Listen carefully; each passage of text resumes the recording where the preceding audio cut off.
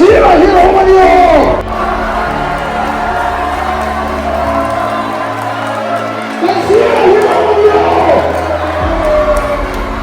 din po ka ding sa theilawa tiang holin ka culture chara hallelujah ti te hi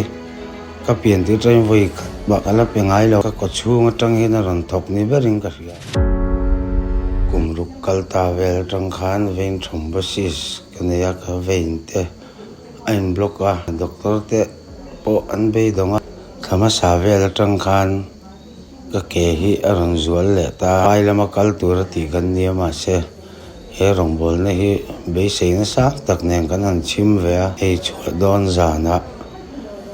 kan be sei lo nuwa mi sing lama kan be don nuwa thian thil mak ti kan chunga thlenga dam na te ka changa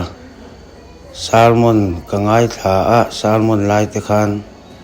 keima hiam be sei na sak tak uma ma se kan an zaya hallelujah ti te hi ka pian ti train voi ba kala pengai lawa zai poi ka zai rimang hai lawa ma se san ina chun lo thei lo nei ka ko chunga tang hi na ron thok ni bering ka ria hallelujah ka pek rual khan ka ke ka ding yil thei to lo ranga kha le kan rap kha azal de nok maya kan zuanga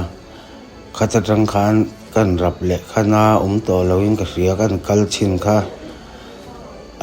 alo dam tawek maya a kaum dan po kha ka chiang man lowa